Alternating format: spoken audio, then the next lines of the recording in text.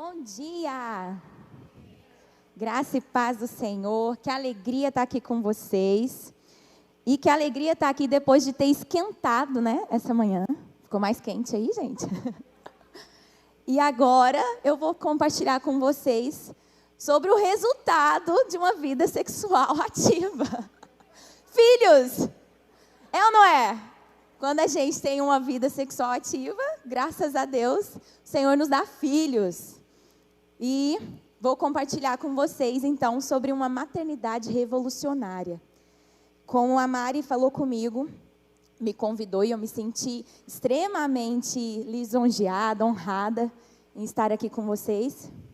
E como ela me convidou, ela falou assim: Wills, eu queria muito que você desse algumas dicas muito práticas. Então, ainda que eu esteja, vou citar alguns versículos bíblicos, eu vou ser bem rápida, não vou ler completamente, mas se você tiver a oportunidade de anotar, seria maravilhoso, até para que depois você, em casa, pudesse ler, meditar nisso. Estou um pouco ofegante, subi de uma vez. Mas eu vou compartilhar, vou falar para você, então se você puder anotar essas referências, anotar aquilo que o Senhor falar com você, porque eu tenho certeza que eu vou compartilhar algumas coisas que você, a partir do que eu falar, você vai ter alguma direção sua, única. Deus vai falar algo exclusivo com você. Às vezes nem vai ser o que eu vou estar falando aqui, mas o Senhor vai trazer no seu coração alguma outra coisa, alguma outra situação. Quem já passou por isso?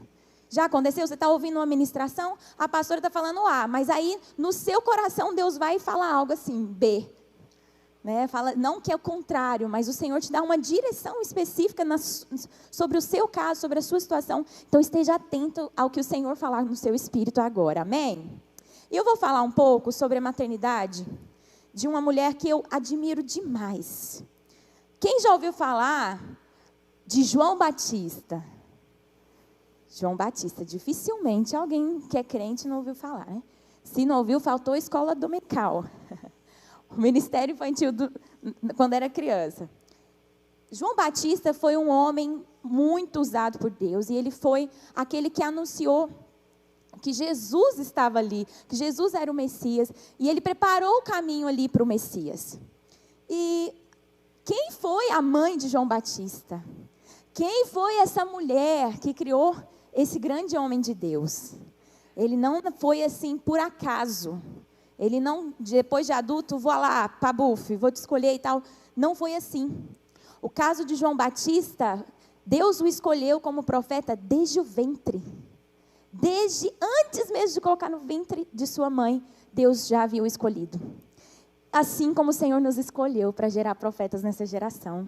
Amém? Assim como o Senhor nos escolheu para que nós sejamos aquelas mulheres que vão gerar a resposta para essa geração.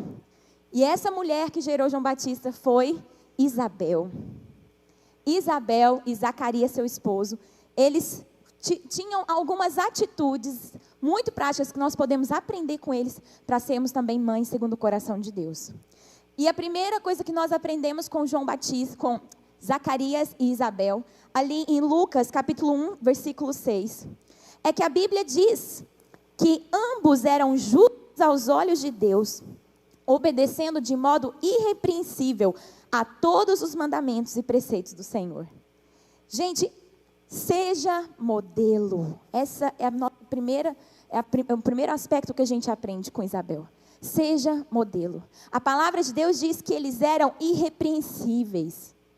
Para nós criarmos homens e mulheres que serão profetas nessa geração, que vão fazer a diferença, nós precisamos primeiro ser modelo. Então fala comigo, seja modelo. Seja modelo em tudo que você fizer. Sabe qual é o problema? Muitas vezes nós queremos que nossos filhos sejam assim, aquele marco na história. A gente quer que eles sejam Billy Graham na vida, né? A gente quer que eles sejam grandes homens e mulheres de Deus, que façam coisas maravilhosas, que tenham intimidade com o Senhor, que movam no sobrenatural. Mas a gente faz tudo o contrário.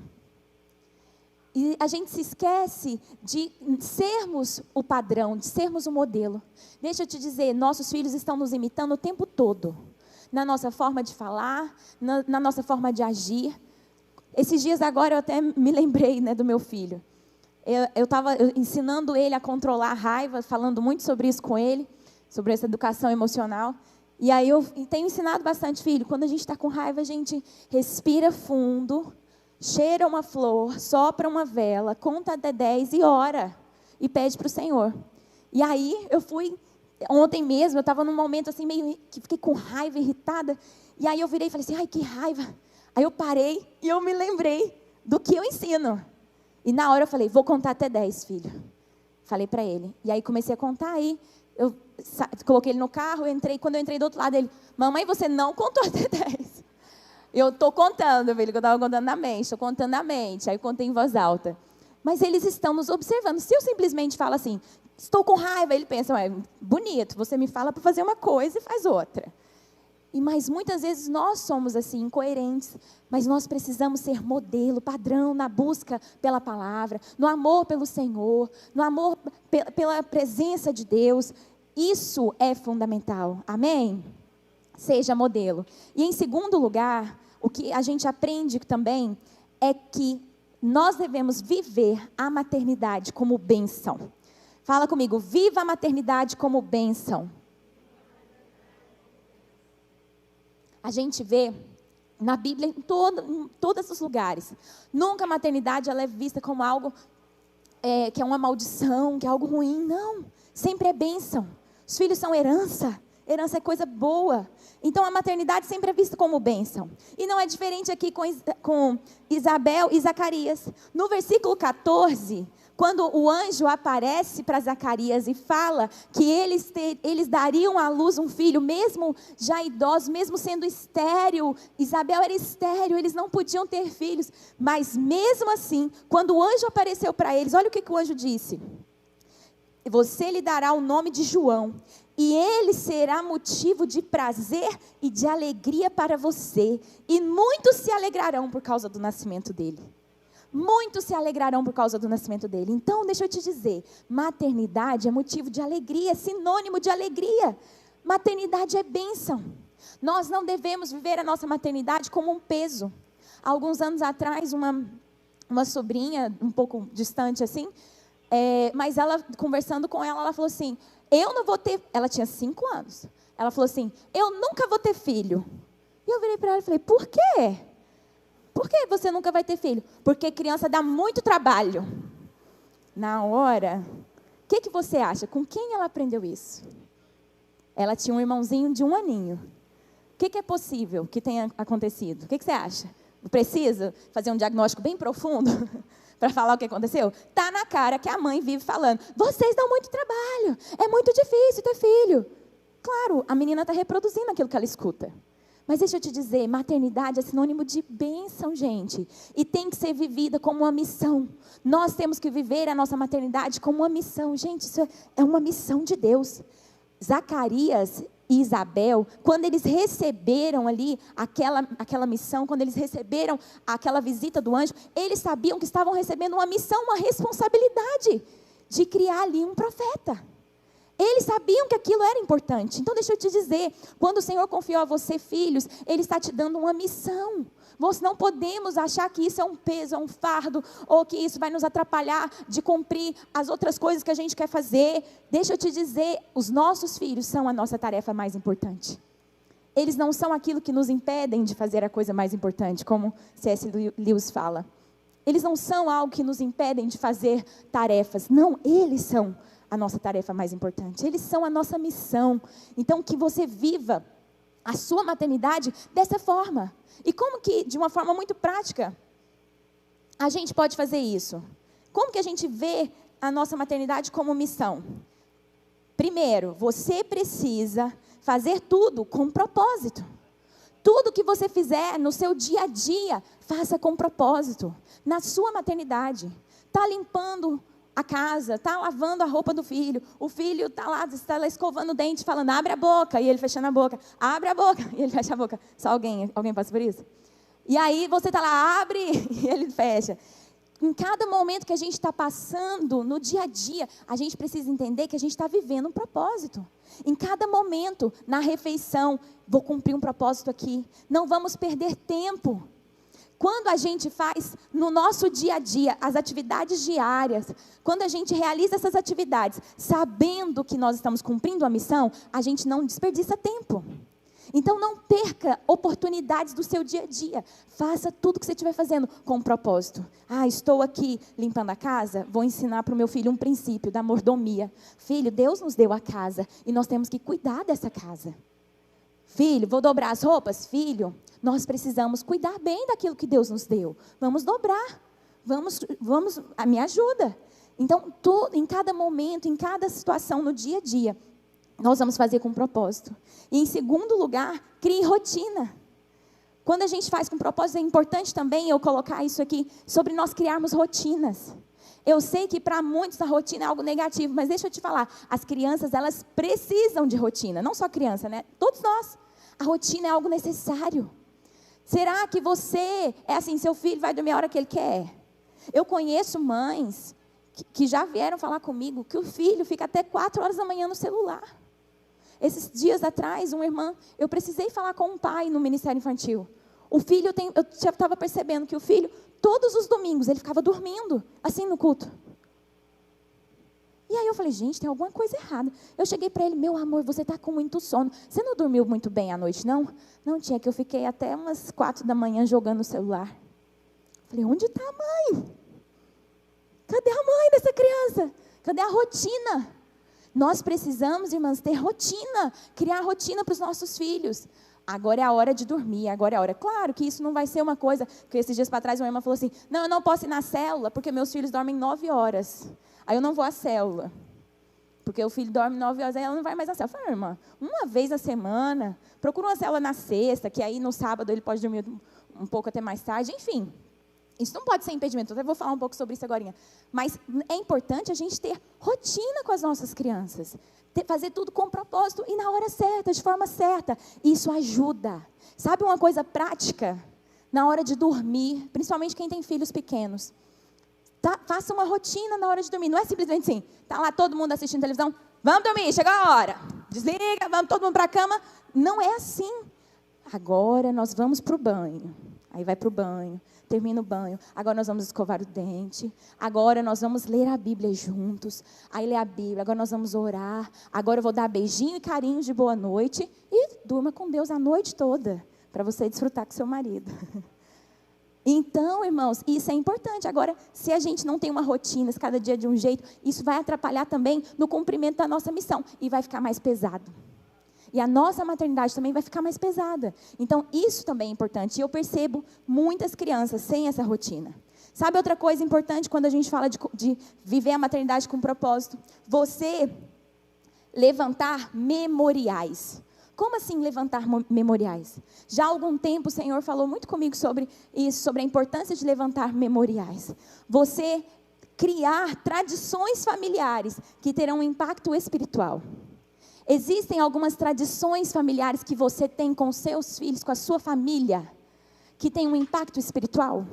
Às vezes é algo simples. Vou te dar um exemplo. Todos os dias, na hora de dormir, quando eu coloco meu filho na cama, eu libero uma palavra profética sobre a vida dele. Todos os dias, para que ele se lembre, enquanto ele viver. Enquanto ele viver, que é o quê?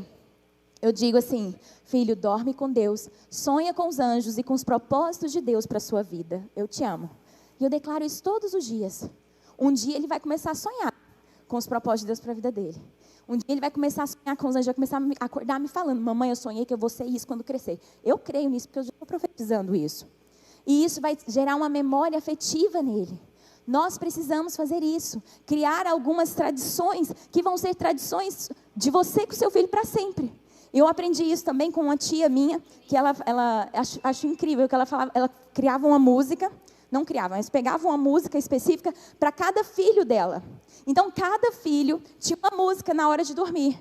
E aquela música era a música daquele filho. Então, hoje os meninos já têm 20 e tantos anos e eles se lembram da música que cada um tinha na hora de dormir, que era a música dele, que desde a gravidez ela cantava. E isso é uma bênção. Nós precisamos ter algumas tradições assim que vão gerar um vínculo afetivo, que vão gerar propósito também no coração dos nossos filhos. Amém? E agora vamos aprender mais alguma coisa aqui com Isabel. Seja radical. Seja radical. Eu sei que a gente vive num tempo onde o legal é você ser relativo. Não é legal você ser radical. Eu li agora um comentário. Quem viu o vídeo que o pastor Josué colocou sobre Papai Noel? Quem viu o vídeo que o pastor Josué colocou no Instagram sobre Papai Noel? Poucas pessoas. Se depois você vai lá no Instagram, vai agora não. Depois você vai lá ver. E tem um vídeo onde o Papai Noel dá um beijo em outro homem. E aí, tem um relacionamento homoafetivo lá. E aí eu fui e fiz um comentário lá, falei assim, por isso, cada vez mais, está evidente a importância do ministério com crianças, como um todo, né, de uma forma geral. Aí veio uma pessoa, com certeza é um ímpio, né, e respondeu assim no meu comentário, falou assim, kkkk, você não acha que nós devemos criar pessoas livres, com pensamentos livres, para serem críticos, para escolherem o que eles quiserem, inclusive escolher a sua opinião, se quiserem? Esse é o mundo, irmãos. O mundo é relativo. É o mundo do relativismo. Tudo pode. E a gente tem que ter cuidado, porque a gente cai nisso. E a gente se esquece do significado da palavra radical. Você sabe o que significa radical? Eu não estou falando para você ser radical no sentido de ser inflexível, ou de você apenas ter a sua opinião sobre algo e só a sua opinião é a certa. Eu não estou falando sobre isso. Eu estou falando sobre o sentido real da palavra. Radical no sentido real da palavra, original da palavra, diz assim, ser relativo ou pertencente à raiz ou à origem. Significa ser original. É relativo ou relacionado com o fundamento. O fundamento. Alguém entende isso aí? O fundamento. A origem. É caracterizado por um sensível afastamento do que é tradicional ou usual. Eu adorei isso aqui. Olha só, é caracterizado por um sensível afastamento do que é tradicional ou usual. Sabe o que está todo mundo fazendo, o que para todo mundo é normal? Para você e para o seu filho não vai ser. E aqui eu quero compartilhar com vocês algo que, quando eu ainda estava grávida, eu estava numa mesa com algumas pessoas, conversando, e quando eu estava lá grávida, eles começaram a falar que não tinha problema se os filhos, quando adolescentes, quando pré-adolescentes, assim, começassem a dar bitoquinhas por aí, e que não tem problema isso. Eu virei e falei assim, olha, o que eu vou ensinar para o meu filho é que ele deve se guardar. Eu não acho certo ele ficar beijando, ficando por aí. E isso é o que eu vou ensinar para o meu filho. Agora, o que ele vai decidir fazer, aí é ele com Deus. Mas o que eu vou ensinar isso. Aí eles, porque que exagero. Então, seu filho não vai nem poder andar com nós, porque os nossos vai levar ele para o mau caminho. E ficou brincando, só que todo mundo crente, tá? E ficou todo mundo pegando no meu pé. Irmãos, mas aquilo lá, eu já grávida, com os hormônios, a flor da pele, sabe? Quando você está sensível. Eu fiquei tão mal. E fui chorar depois. Será que eu estou sendo? Porque todo mundo falou, você é muito radical. E aí eu fui embora. E fiquei, Deus, será que eu estou sendo muito radical por isso? Por querer ensinar para o meu filho que ele deve se guardar para a esposa dele? Que ele não tem que ficar beijando todo mundo? Será que eu estou errada disso? Será que está todo mundo achando que isso é besteira e só eu que estou achando que isso é certo? O Senhor me levou aqui para Isabel. Olha o que acontece. Olha que profundo isso. Aqui no versículo 15 e 17, depois que o anjo fala que João Batista vai ser motivo de alegria e prazer, ele diz assim, pois será grande aos olhos do Senhor. Ele nunca tomará vinho nem bebida fermentada e será cheio do Espírito Santo desde antes do seu nascimento. Fará retornar muitos dentre o povo de Israel ao Senhor seu Deus. Gente, era normal beber vinho nessa época aqui? Era normal. Era normal tomar bebidas fermentadas. Isso era normal. Mas João Batista não era normal. João Batista não era qualquer criança. E Deus falou isso comigo. Wilson, ok, se todo mundo está fazendo, o seu filho é separado. E eu quero dizer isso para você, o seu filho, ele não tem que ser como todo mundo é. Ele não vai cair na onda, porque está todo mundo fazendo. Que faça, meu filho aqui. Deus me deu uma direção para ele. Deus tinha dado uma direção para Isabel. Ela seguiu essa direção. E aquilo trouxe paz para o meu coração. Agora eu acho que deu ruim. E aquilo trouxe paz para o meu coração. Trouxe uma certeza. Porque uma vez ou outra, Eu já escutei alguma pessoa falando, Wilson, porque você é radical. Porque eu não dou celular pro meu filho, eu sou radical. Porque eu deixo ele assistir 1 hora de TV por dia, eu sou radical. E esses dias para trás eu virei para uma pessoa e falei assim, o que é ser radical para você? Porque para mim é algo muito positivo. Para mim significa estar na origem, estar fundamentada. Isso eu sou, com muita alegria. Agora, se para você é algo pejorativo, fica aí na sua paz aí, naquilo que o Senhor colocou no seu coração. Mas para mim, eu vou seguir a direção que o Senhor deu para o meu coração. E sabe de algo? Nós precisamos ter esse radicalismo no que diz sentido a ser original na palavra, a estar firmado na palavra. Nós precisamos ouvir de Deus aquilo que Deus diz sobre os nossos filhos. E Isabel tinha ouvido que o seu filho seria nazireu, e ela seguiu essa direção. E João Batista foi aquilo que Deus colocou no coração deles. João Batista cresceu e ele foi aquilo que Deus tinha criado ele para ser. Mas ele precisou de pais que ouviram e entenderam isso. Amém? E para finalizar, eu quero te dizer algo. Libere palavras proféticas sobre a vida do seu filho. Talvez você já saiu daquela de não falar maldição. Eu imagino que todos aqui são mulheres de Deus, você já não profere palavras malditas sobre o seu filho. Eu creio que você já não diz, menino, você não vai dar em nada. Você faz tudo errado. Você é um bagunceiro. Eu creio que ninguém aqui já faz isso, né? Mas eu quero te desafiar a você ir além. A você declarar aquilo que ele é. Toda vez que o meu filho desobedece, faz algo, eu viro para ele e falo assim, filho, você é um menino obediente. Você vai me obedecer porque você é um menino obediente. Porque Deus te criou para ser assim.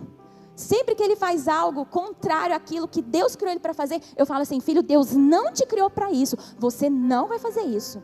Você não será isso. Você será o que Deus te criou para ser. Você é uma bênção. E nós precisamos declarar sobre a vida dos nossos filhos. Irmãos, isso diz muito mais a respeito a nós do que a eles. Às vezes as pessoas acham assim, mas o filho que faz isso, faz aquilo. Olha só, nós é que falamos, nós temos uma responsabilidade diante de Deus como mães. E nós precisamos nos colocar na brecha. Não é como o seu filho vai reagir, não é sobre o comportamento do seu filho. Não é sobre ele ser bonzinho ou não. Sabia? Não é sobre ele ser bonzinho ou não. Tem criança que é boazinha, mas a mãe não é uma mãe segundo o coração de Deus. Não é sobre isso. É sobre nós cumprirmos o propósito de Deus, ensinando os nossos filhos na palavra. Que toda vez que ele errar, como vai ser a sua atitude? Quando ele desobedecer, quando ele fizer algo errado, qual vai ser a sua ação? E debaixo disso nós temos que fazer como Isabel e Zacarias profetizaram palavras de bênção. No versículo 76, para finalizar, ele disse assim, olha as palavras de Zacarias para o seu filho. Ele falou assim, e você, menino, será chamado profeta do Altíssimo, pois irá diante do Senhor para lhe preparar o caminho, para dar ao povo conhecimento da salvação mediante o perdão dos pecados, por causa das ternas misericórdias do nosso Deus, pelas quais do alto nos visitará o sol nascente, para brilhar sobre aqueles que estão vivendo nas trevas e na sombra da morte, e guiar nossos pés no caminho da paz. Ele profetizou sobre o seu filho. Abra sua boca e profetize sobre os seus filhos. Abra sua boca e libere palavras proféticas. E saiba que eles serão tudo que o Senhor os criou para ser. No versículo 80 diz assim, e o menino crescia e se fortalecia em espírito. Ele crescia e se fortalecia em espírito. Isso significa que ele foi aquilo que Deus tinha criado ele para ser. Essa é a nossa missão. Criar filhos que não serão troféus nas nossas mãos. Nossos filhos não são para nossa glória, para a gente falar, olha como eu sou uma boa mãe. Não. Muitas vezes eles vão mostrar o contrário, nossos defeitos. Mas nossos filhos são para a glória do Senhor. Que esse seja o seu objetivo todos os dias, criar filhos que glorifiquem ao Senhor. Amém?